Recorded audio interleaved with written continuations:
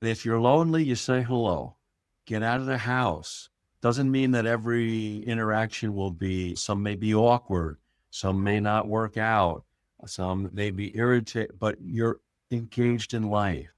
And so, even as simply as instead of reading at home alone, read in a cafe with, even if you never say hello to another person, you're around other life.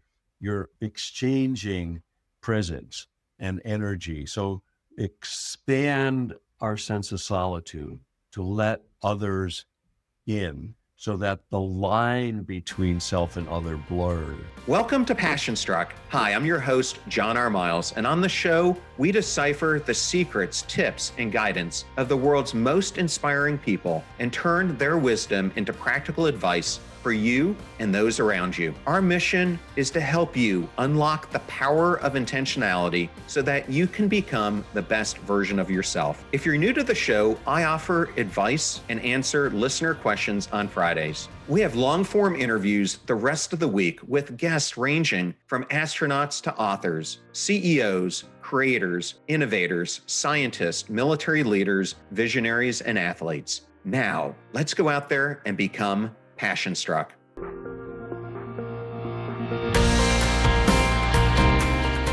It is my profound honor today to welcome Mark Nepo to Passion Struck. Mark, it's such an honor to have you on today.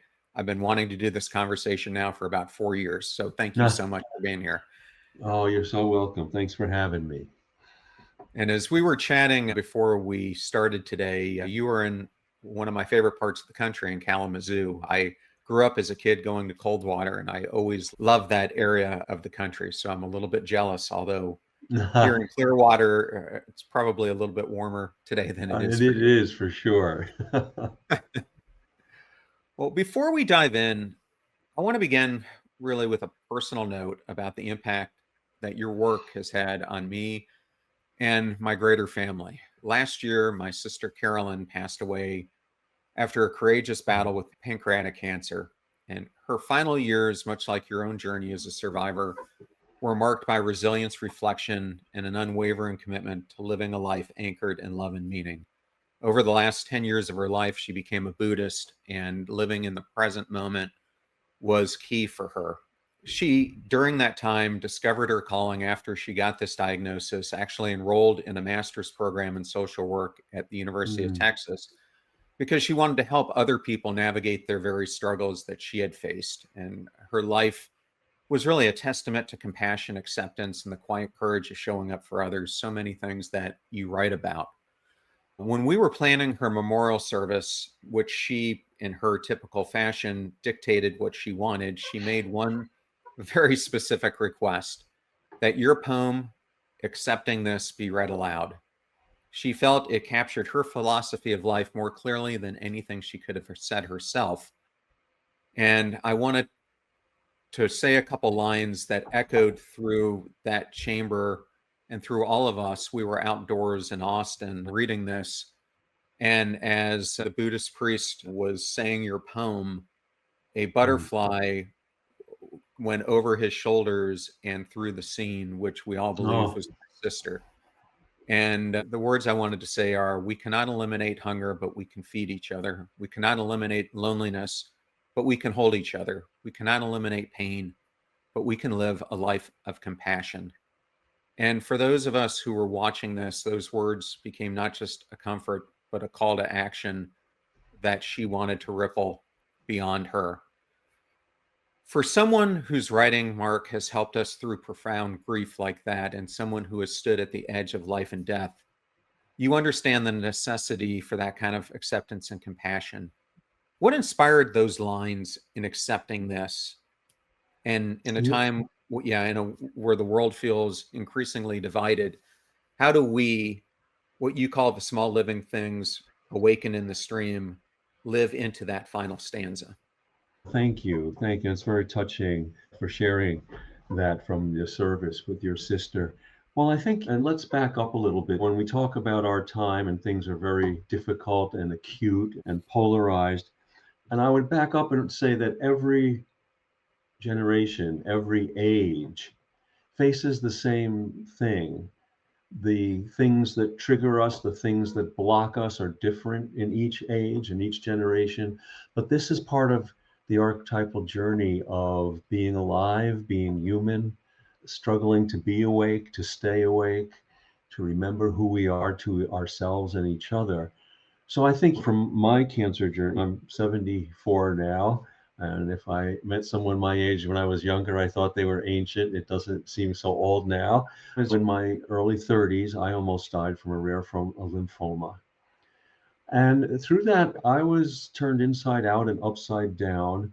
And through no wisdom on my part, I was jettisoned into learning a different way to be in the world, in learning how acceptance, we often misconstrue it. It doesn't mean resignation. It doesn't mean giving up. It doesn't mean just obeying whatever someone asks of us.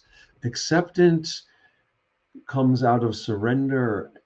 And I think surrender, I've learned, is cooperating with truth.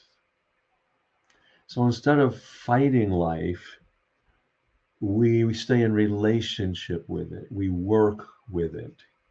And that, so in a way, in the ancient, one of all the spiritual traditions speak about this in different ways, but the Taoist tradition, the ancient Chinese tradition, Tao simply means the way. They don't even try to name it. But the metaphor for it, which I so love, is that life is like an invisible river, and every soul is a fish in that river.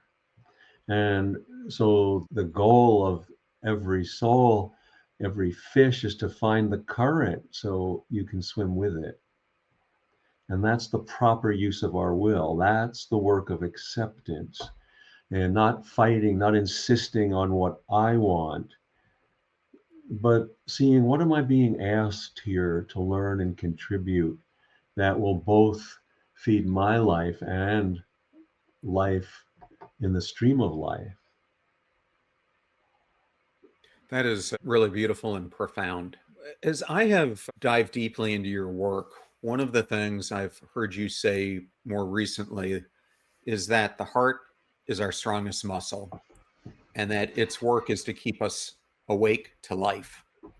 When you look at the world today, what does living from the heart actually require of us? Well, it requires that. So let's also back up here to say that, and again, this is what part of the journey of every soul that comes into being is there's an age old argument, if you will.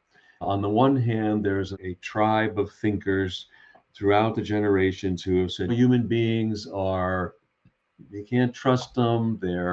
If you don't have constraints and rules, they're going to be cruel. They're going to just go with self-interest. So we really need to clamp down on these strange beings. And there's the other, which I'm a part of that tribe of thinkers and feelers, that says no, human beings are innately good. And left to our own basic human nature, we will be kind and help each other and be more together than alone. And the things that block us come from, we can be blocked by others, by suffering, by the world we live in, by ourselves, by the wounds that but our job of awakening is how to repair from those blockages and wake up again. And the heart is, I believe, our strongest muscle, our strongest instrument. And the word trust literally means to follow the heart. And so we are asked not to bend life to us, but to inhabit life. And there was a Chinese philosopher, Mencius, in 300 BC. And I loved, he had this wonderful metaphor for this. He said that water, allowed its true nature, will always flow downhill and join other water. It can be manipulated, it can go even uphill or sideways or through a dam or a pipe, but allowed its true nature, it will flow and join other water. And he said, so too we. Allowed our true nature, we will flow and join with each other. We will help each other. We won't even think about it. It'll be just innate. But we can manipulate ourselves and I think we live in it now. To come back to our age and Yeah. our turn, this doesn't minimize the suffering, the cruelty, the lack of compassion that we're seeing in our age globally, but it's our turn. Will we choose love over fear? Will we remove what's in the way? Will we remember, oh my God, it's you? Oh. So I think that there are many things in our modern world that have almost like a inadvertent perfect storm. I don't think anybody planned this, Mm. but we have the pandemic, we have technology, the insulation of social media, and we have this. I think one of the things that seems so simple, but it's so profound, is many of us have lost our direct connection with life. And why is this important? Because when we are directly connected to life, we have a reverence for life. And if we have a reverence for life, we can't do harm. One of the things when we're not connected with life, our need to feel and be here doesn't go away. And so it comes out sideways. And in some ways, violence is a desperate last attempt to feel. It's will do anything to feel. This is where the whole notion, the psychological self harm of cutting, people who are so blocked from their heart, so have no access to what they're feeling and to the life around them, that they still need to feel, they still want to do something to open up. And it comes out in very hurtful ways. So I think, and all the traditions give us ways to reconnect with life and each other. And so it starts with taking a risk. It starts with when we're closed, how do we open? When we're numb, how do we wake up? And I think it always starts with the risk to be present, to hold nothing back.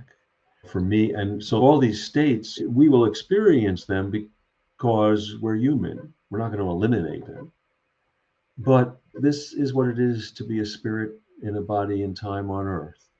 We're always course correcting. Oh, today I was too closed. Oh, today I gave myself away.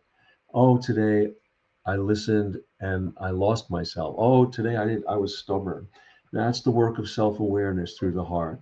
How do I keep returning to the corridor of aliveness?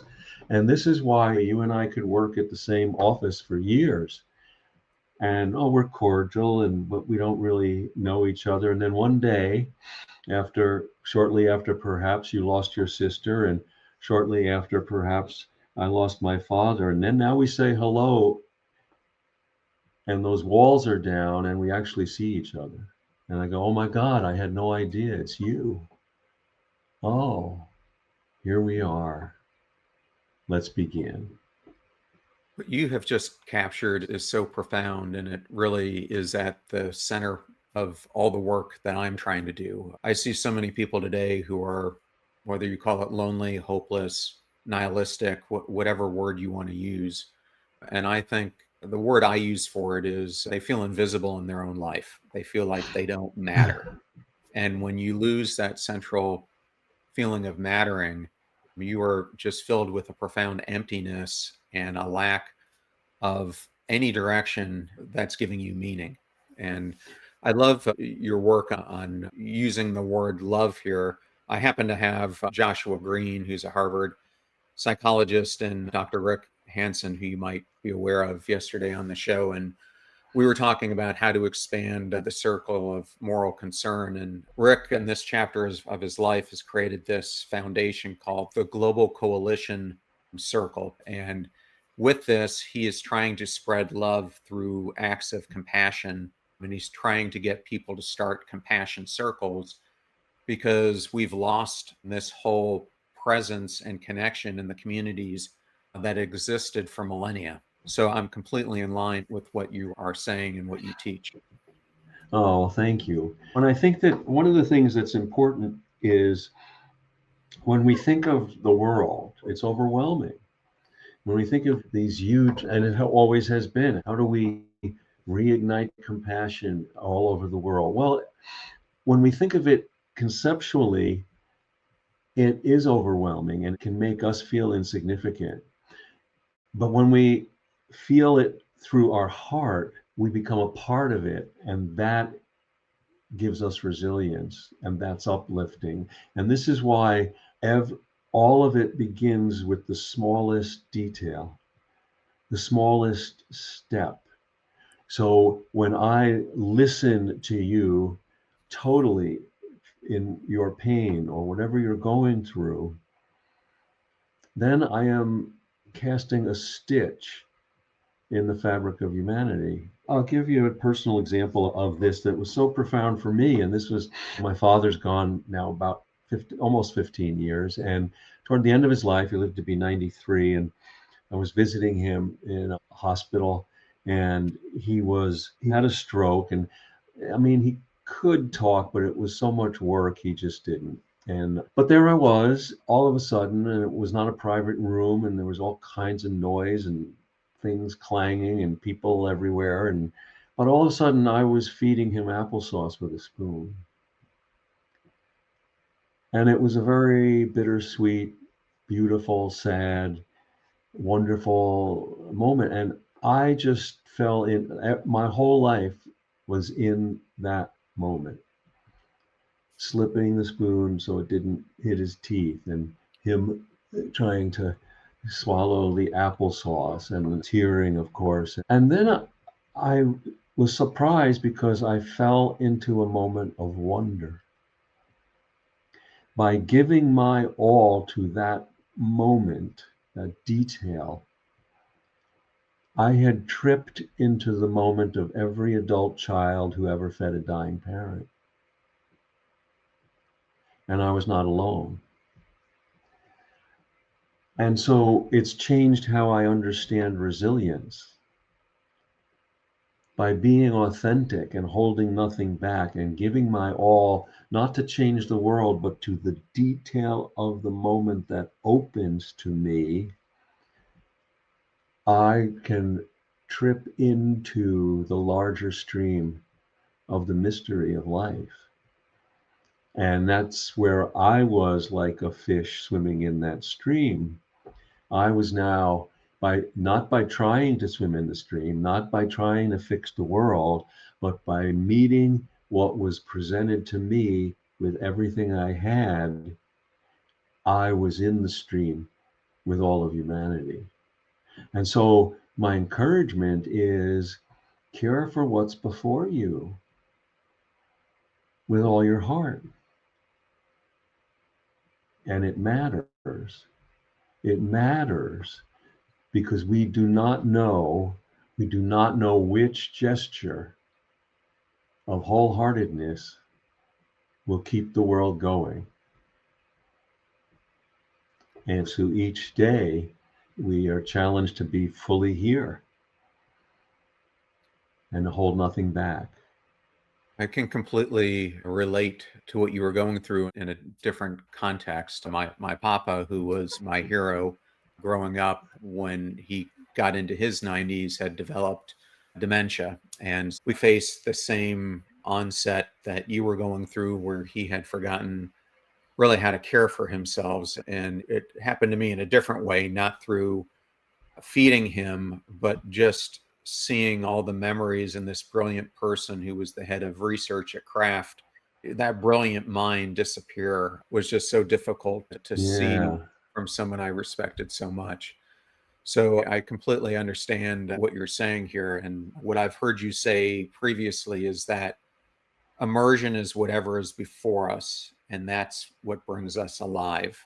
For someone who's not in one of these moments that you and I are referencing here, but they're in their everyday life, what does that immersion look like? And how do we know when we're holding back from it? I think in a very simple way, I use a very simple question to help me get a sense of that. And that is what I'm involved in, is what I'm giving myself to, whatever it might be.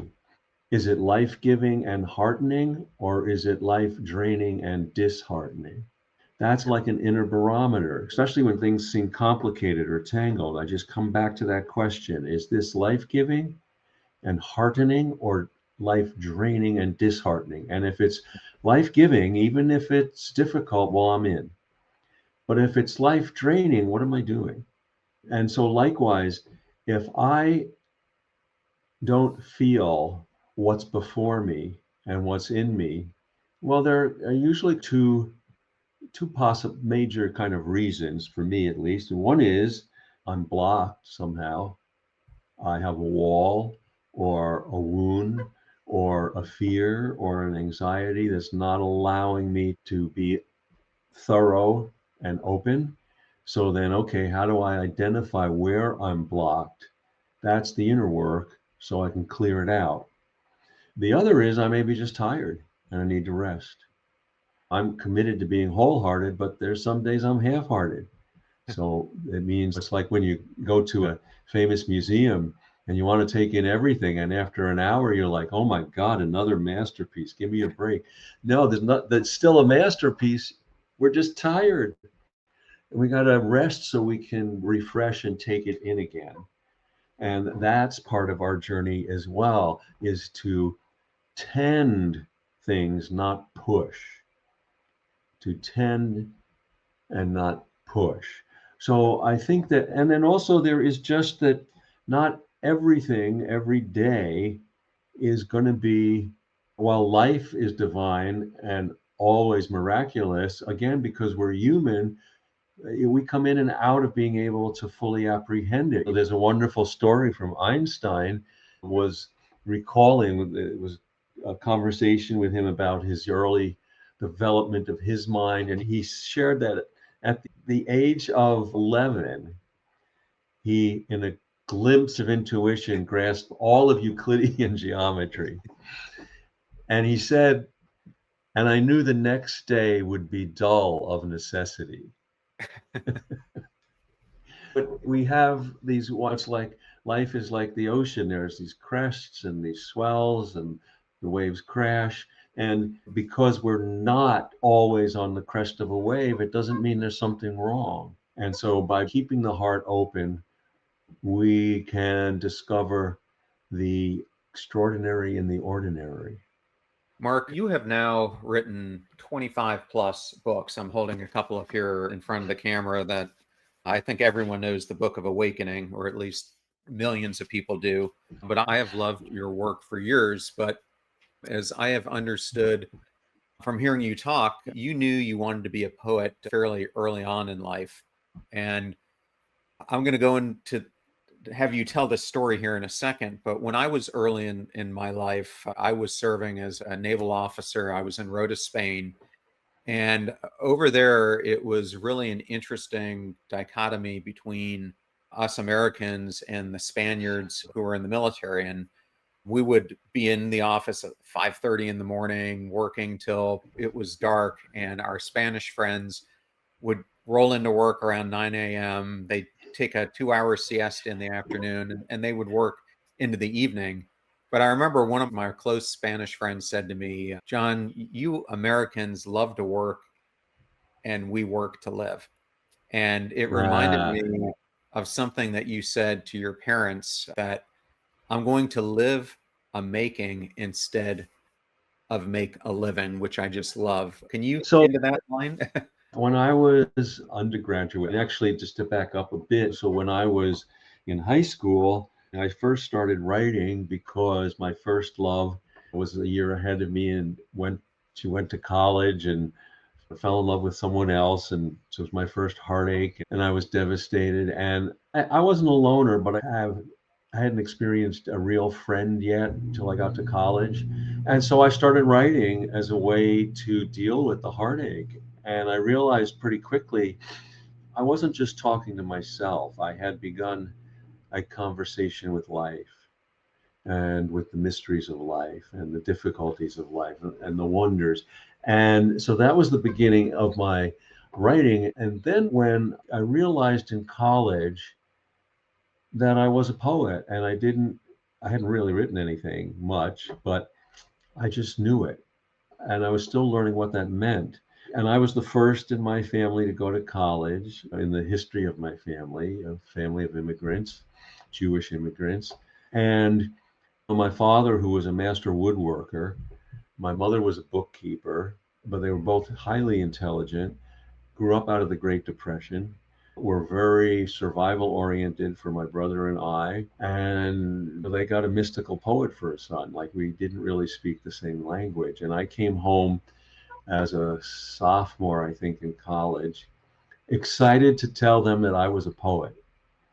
And we were around the small kitchen table and we had the classic argument, my father escalating and yelling that, how are you going to make a living? And I don't know where it came from in me. And I just said, without missing a beat, I'm going to live a making. And it just frustrated the hell out of him.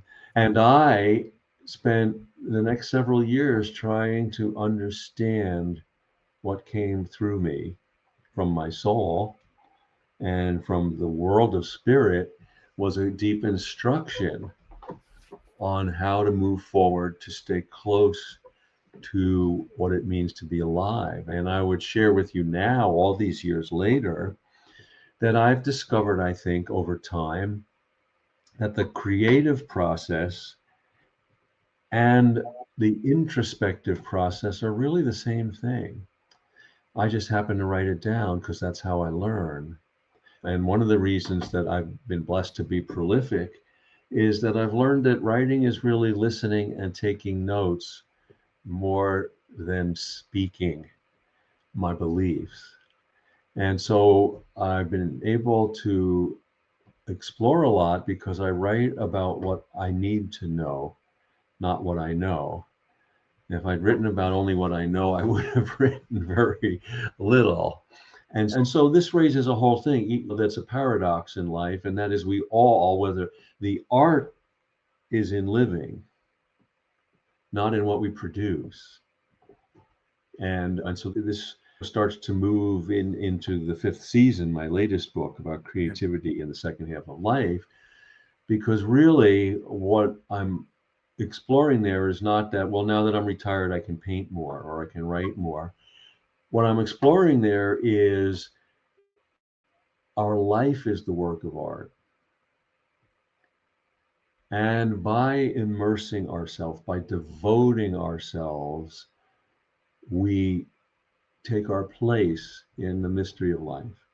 We live as fully as we can, as holding nothing back. Our relationships become a work of art. And so another lesson from my father, which I learned a lot because he was a creative force as a master woodworker. And he built a 30-foot sailboat ketch when I was a boy out of wood that I spent a lot of my youth on. And so I didn't learn a lot by him talking about creativity, just by watching him.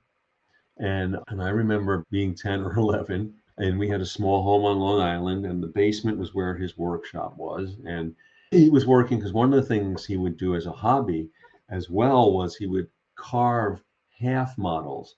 So what he would do is he would get blueprints for sailing ships from the 1800s, and then he would build them to scale, maybe 6 foot long.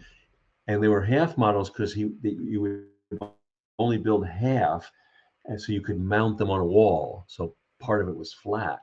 And I remember watching him through the see-through stairs of the basement, and he was immersed in with a tweezer with black thread pulling two scale rigging through the masts and that what were dead eyes or turnbuckles they call them now today. And he didn't know I was watching him, and I didn't know what it meant, but I've come to understand he was showing me the secret life of detail. This goes back to dealing with the one thing that's in front of you. Yeah. And I learned that he was so immersed.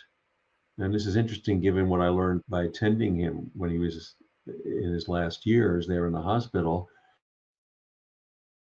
But back then, he was so immersed that he was in the moment of everyone who ever built a boat.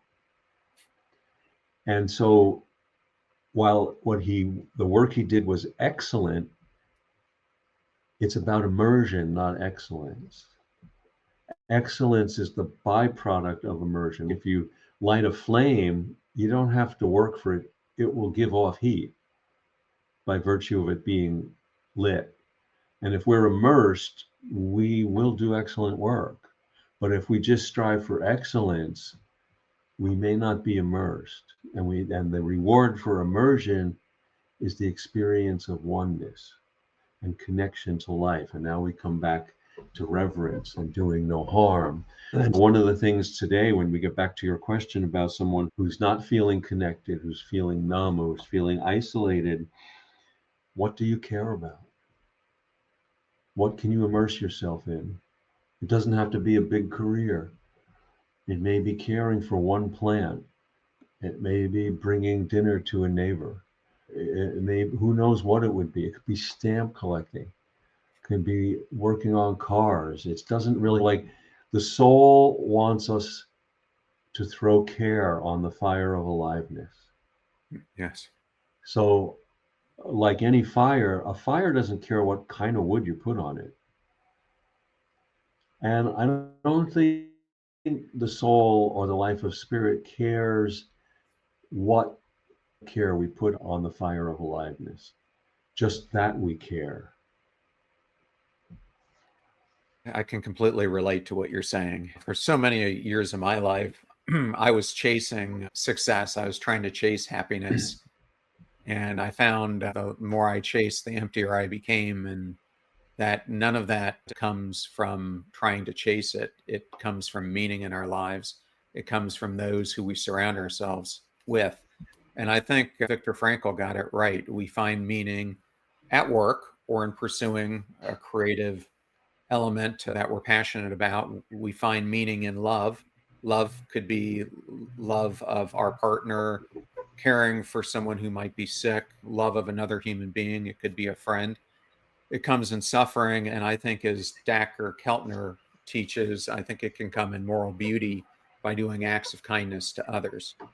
So I agree with you that when you start pursuing those things and you immerse yourselves in them, that is the secret that I found in this chapter of my life, is that is bringing me more happiness and success than I ever felt before when I was trying to chase it. It becomes a result of having meaning and purpose and service in life.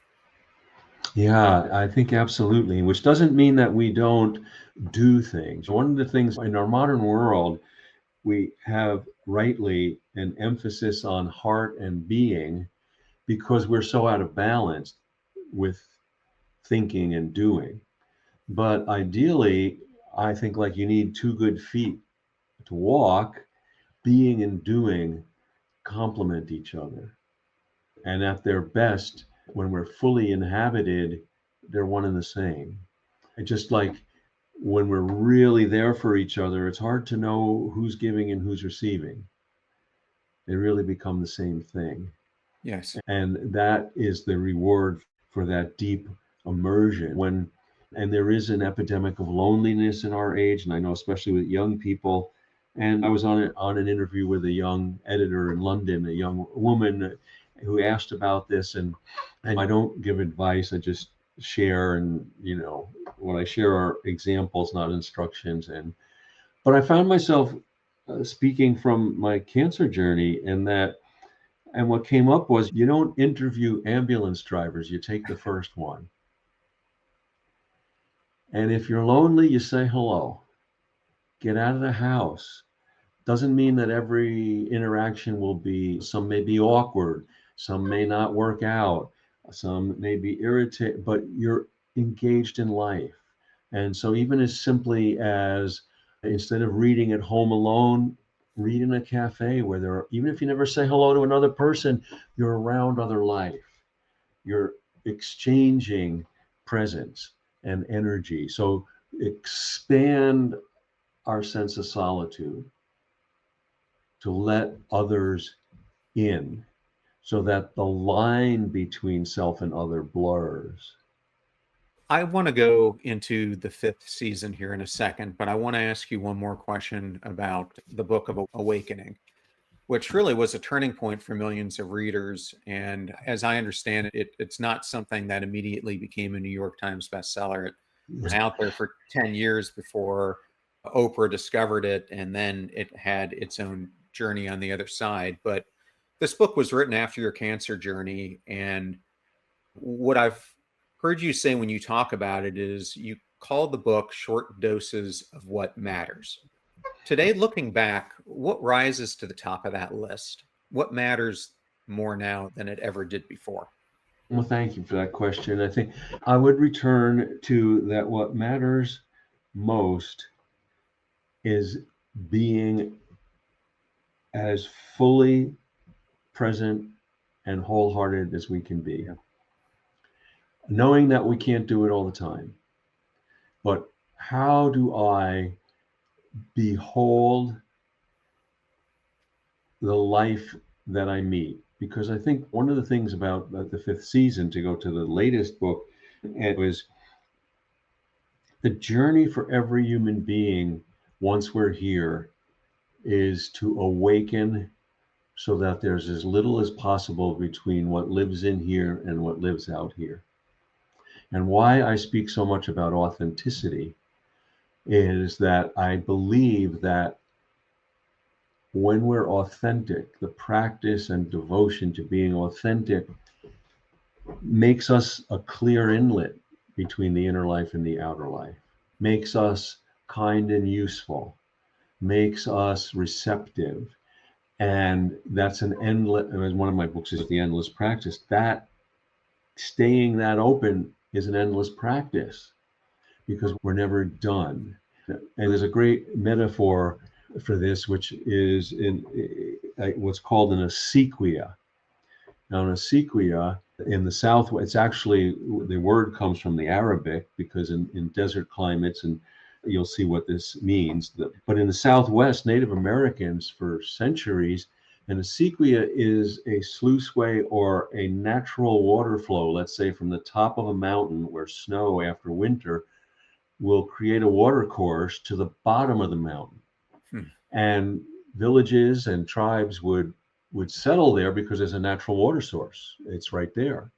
So well, naturally over a winter, debris would fill the acequia, trees, limbs would fall in it, animals would build nests, stones would erode, so that once a year at least, there was a ritual where the entire tribe, including children and elders, would take a few days and from the top of the mountain to the bottom, clear out the acequia so nothing was blocking the flow from source into the world. Well, this is a fantastic metaphor for a spiritual practice. And what both collectively in relationships and families and towns and nations, but in our own individual work. And the acequia, the source, the waterway between spirit and our lives, gets clogged not because we're deficient or stupid, because it's natural.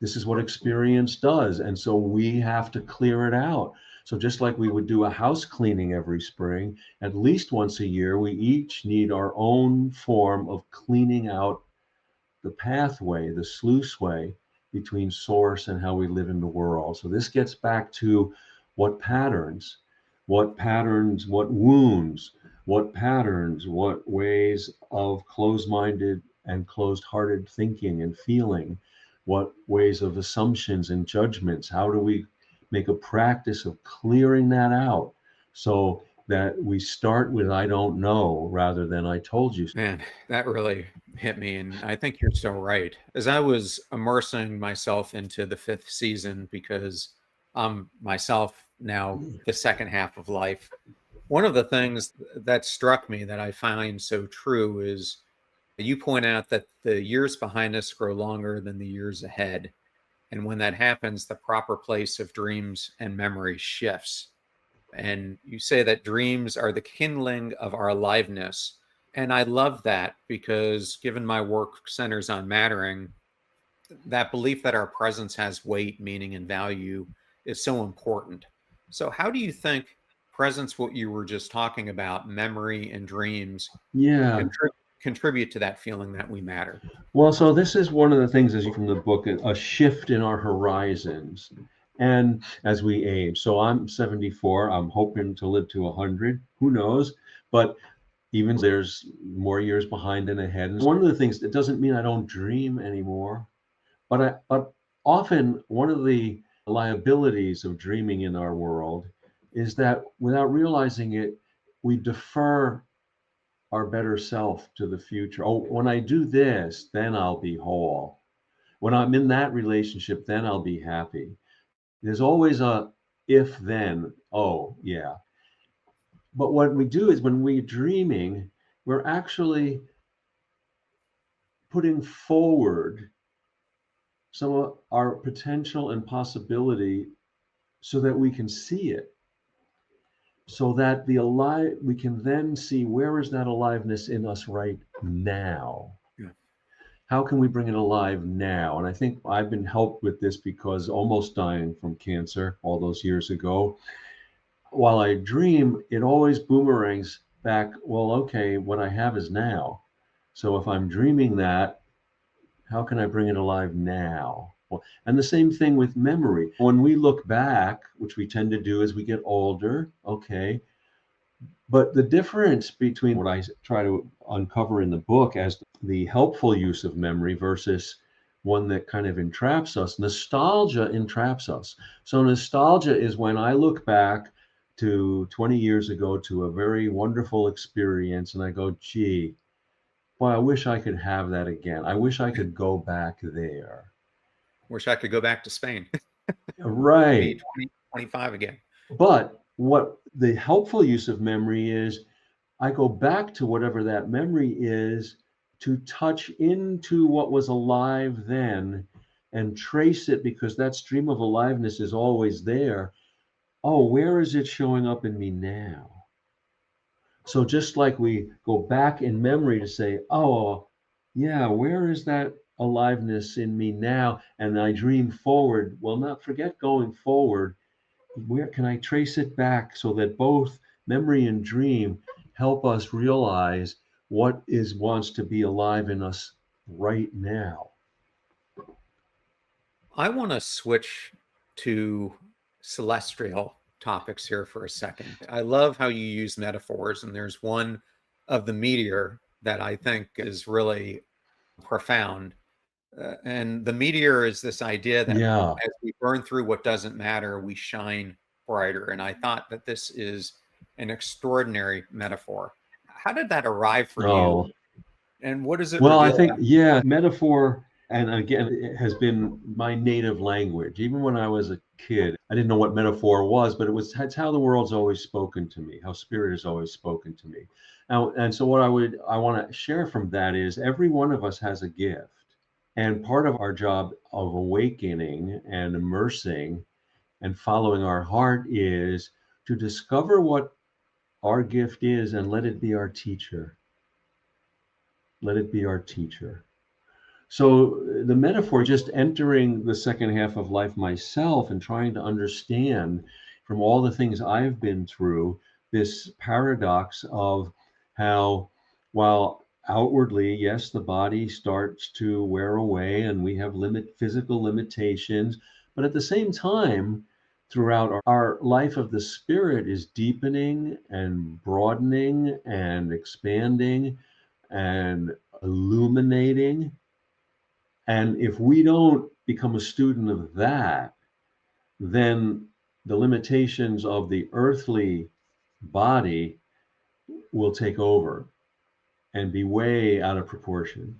So it's not reframing, it's not turning from one to the other, it's allowing both to accurately right size what our experience is as a spirit in a body in time on earth. So I guess trying to live into all of that, this metaphor came about the meteor. So we know that meteors, very few reach Earth because they burn up in the atmosphere. And so when a meteor starts, it's a certain size, and as it moves through the atmosphere, more and more of it flakes off and it gets brighter and brighter until there's nothing left but light. And that became a teacher for me that, oh, this is what it's like to be a spirit in a body over a lifetime on earth. Throughout our life, we, through the life of experience and gravity and wonder and suffering and beauty and erosion, our outer life flakes off and we become more and more light till the spirit leaves the body. And so nobody likes the flaking off. A year ago, I had major back surgery. I had fusion surgery. So I have those titanium screws in my back. And My, it's been my dad a has that too. blessing. You had that too? No, my Oh, father, my oh, father your had it, father and had that. it was a scary moment. But he was in so much pain that he Oh, said it's given him a new release on life in some ways because he was in so much distress before that. exactly. And I felt it was so difficult. Since my cancer journey, it was the most difficult thing I've been in. And the surgery has been a tremendous success. I'm so blessed. I'm thankful that and that was a flaking off, and I'm brighter for it. So there's just, again, it's not to deify suffering. It's like everyone has to deal with gravity. This is part of gravity. This is part of, but the opposite of the outer world has the force of gravity, and the inner world has the emanation of spirit. And these two we live subject to these two amazing forces in the world. One of the things, but before we close, I wanted to make sure we talked about is throughout the book, you have stories of saying yes to life, and they're really powerful. I wanted to ask, in your view, what does it mean to say yes to a life in a way that affirms I matter, this moment matters, and what I give of myself matters? Yeah. So I think that saying yes to life is, again, is not being obedient. Often we need to say no to situations and relationships and patterns in order to say yes to life. Saying yes to life, and I come back down to, means leaning in when pain and worry and fear push us away. It means holding nothing back when we hesitate. It means loving again after we've been burned by love. It means never, and you may be familiar with Leonard Cohen's Hallelujah song. Mm, Yeah. So he of talks course. about a broken hallelujah there. And saying yes to life, this coincides with what I think the real meaning of the story of Job is. I don't think it's a blind obedience to God. I think it's a saying yes to life by accepting and not turning away from all the hardships. That there's a mystery, there's a paradox. You and I could be on a raft at sea, and a huge wave comes and smashes the raft, and we're hanging on. That's not a good day for us. And it doesn't diminish the majesty of the sea. And we're asked to hold both. That's the broken hallelujah. Not just, hey, everything's wonderful, don't worry, it'll work out. No, the fact that saying yes to life is, there is a incomprehensible mystery that we're a part of. This is why you've heard the old proverbial question, is the glass half full or half empty? Well, that is really not helpful for me because it's always both. And our job in the broken hallelujah, in saying yes to life, in facing life and embracing life, is how do we relate to both? How do we let both be a teacher? How do we open our heart to the mysterious wholeness of life that is both fragile and gentle and at times harsh and can break us and break us open? And that's where the work of being a spirit in a body and time on earth is. And no one knows how to do this, which is why we need each other. I think that I've come to think that life is made just difficult enough so we need each other to ensure the journey of love. And it's bouncing back and forth from positive to negative, from true to false, from, is again like that question, it's not helpful. Yeah. because it's always both. Yeah, it's definitely both. And one of the most important shifts I think we need to make that is a much bigger part of Eastern thinking than it is for us in the West, where it's more either or, which I found throughout most of Yes. my career. Mark, it has been such a profound honor to speak with you today. If you could leave one thing for listeners to carry with them as they're entering the fifth season, what do you hope they will finally release? Well, I think what I would offer, again, we go back to the heart being our strongest muscle and our finest instrument, is to trust our heart.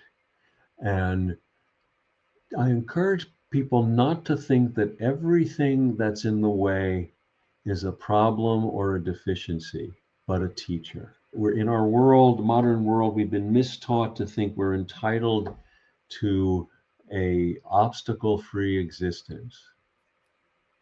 And no, obstacles, nobody loves obstacles, but they're not demons, they're teachers. And what's in the way is the way. Hmm. And that's how our light goes brighter and how our heart shows up for each other.